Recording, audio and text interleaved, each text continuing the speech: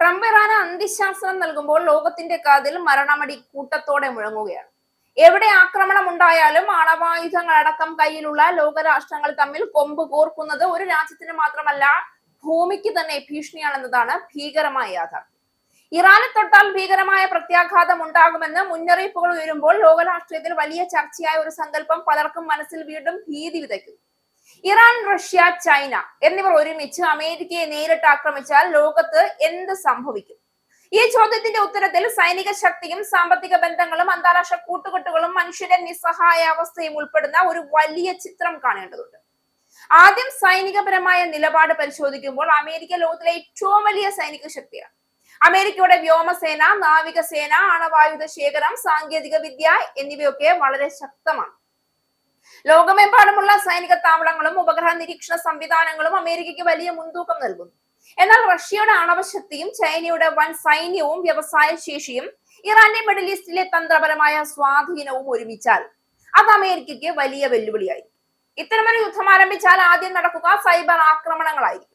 വൈദ്യുതി ഗ്രിഡുകൾ, ബാങ്കിംഗ് സംവിധാനങ്ങൾ, ആശയവിനിമയ ശൃംഖലകൾ എന്നിവ തകർക്കാൻ ഇരുവശവും ശ്രമിക്കും. ഈ ഘട്ടം തന്നെ ലോക സാമ്പത്തികത്തെ തകർത്ത് ആഗോള വിപണികൾ ഇടിഞ്ഞു വീഴാനിടയാക്കും. എണ്ണവില കുത്തനെ ഉയരും, അന്താരാഷ്ട്ര വ്യാപാരം തടസ്സപ്പെടും, ഭക്ഷ്യവിതരണം പോലും ബാധിക്കും. മിഡിൽ ഈസ്റ്റിൽ യുദ്ധം വ്യാപിക്കാനുള്ള സാധ്യത വളരെ കൂടുതലാണ്. ഇറാനുമായി ബന്ധപ്പെട്ട സൈനിക സംഘടനകളും കൂട്ടുകെട്ടുകളും അമേരിക്കൻ താൽപര്യങ്ങൾക്കെതിരെ ആക്രമണം ശക്തമാക്കും. ഇതോടെ ആ പ്രദേശം പൂർണ്ണമായും യുദ്ധമേഖലയായി മാറും. ഹോർമൂസ് കടലിടുക്കിലൂടെ നടക്കുന്ന എണ്ണ ഗതാഗതം തടസ്സപ്പെട്ടാൽ ലോകത്തിന്റെ ഊർജ്ജ വിതരണം തന്നെ പ്രതിസന്ധിയിലാകും. അതേസമയം അമേരിക്ക ഒറ്റയ്ക്കാവില്ല. നാറ്റോ പോലുള്ള കൂട്ടുകെട്ടുകൾ ഉടൻ സജീവമാകാൻ സാധ്യതയുണ്ട്. യൂറോപ്യൻ രാജ്യങ്ങൾ, ജപ്പാൻ, ദക്ഷിണ കൊറിയ തുടങ്ങിയവ അമേരിക്കയെ പിന്തുണയ്ക്കും. അതായത് യുദ്ധം 4 രാജ്യങ്ങൾക്കിടയിലെ സംഘർഷമായിരിക്കില്ല, ലോക യുദ്ധമായി മാറാനുള്ള സാധ്യത കൂടുതലാണ്. ഇത്തരമൊരു സാഹചര്യം 2ാം ലോക മഹായുദ്ധത്തിന് ശേഷം ലോകം കണ്ടിട്ടില്ലാത്ത രീതിയിലുള്ള വലിയ സംഘർഷമായിരിക്കും നയിക്കുക എന്ന കാര്യമാണ് ഏറ്റവും ഭീതിജനകം. ആണവായുധങ്ങളുടെ ഭീഷണിയാണ് പിന്നീടുള്ള വലിയ വിഷയം. റഷ്യയും അമേരിക്കയും ലോകത്തിലെ ഏറ്റവും വലിയ ആണവശേഖരങ്ങൾ കൈവശം വച്ചിരിക്കുന്ന രാജ്യങ്ങളാണ്. യുദ്ധം നിയന്ത്രണാതീതമാകുന്ന ഘട്ടത്തിൽ ആണവായുധങ്ങൾ പ്രയോഗിക്കപ്പെടുകയാണെങ്കിൽ അതിന്റെ ആഘാതം യുദ്ധഭൂമിയിലല്ലാതെ മുഴുവൻ ഭൂമിയിലും അനുഭവപ്പെടും. ലക്ഷക്കണക്കിന് ആളുകൾ ഉടൻ മരിക്കും. പിന്നീട് റേഡിയേഷൻ, കാലാവസ്ഥാ മാറ്റം, ഭക്ഷ്യക്ഷാമം എന്നിവ മനുഷ്യരാശിയെ തന്നെ അപകടത്തിലാക്കും. ന്യൂക്ലിയർ വിന്റർ എന്നറിയപ്പെടുന്ന സാഹചര്യത്തിൽ സൂര്യപ്രകാശം കുറഞ്ഞ് കൃഷി പോലും തകരാൻ സാധ്യതയുണ്ട്. ഭൂമി പച്ചപ്പ് നഷ്ടപ്പെട്ട മരുഭൂമിയായി മാറാൻ നിമിഷ നേരം മാത്രം മതിയാകും. സാമ്പത്തികപരമായി നോക്കുമ്പോൾ ചൈന ലോകത്തിന്റെ നിർമ്മാണ കേന്ദ്രമാണ്. അമേരിക്ക ലോകത്തിന്റെ വലിയ ഉപഭോക്തൃ വിപണിയും ധനകാര്യ കേന്ദ്രവുമാണ്. ഇവർ രണ്ടും യുദ്ധത്തിൽപ്പെട്ടാൽ ആഗോള സാമ്പത്തിക വ്യവസ്ഥ തകർന്നടിയും. അന്താരാഷ്ട്ര ബാങ്കിംഗ്, കപ്പൽ ഗതാഗതം, ഡിജിറ്റൽ സേവനങ്ങൾ എല്ലാം തന്നെ വലിയ ആഘാതം നേരിടും. ഇന്ത്യയെ പോലുള്ള വികസന രാജ്യങ്ങൾക്കും ഇതിന്റെ ആഘാതം ശക്തമായി അനുഭവപ്പെടും. ഇന്ധനവില, ഇറക്കുമതി ചിലവ്, തൊഴിലവസരങ്ങൾ എന്നിവയെല്ലാം ബാധിക്കും. മനുഷ്യാവകാശപരമായ ദൃശ്യം ഇതിലും ഭീകരമാണ്.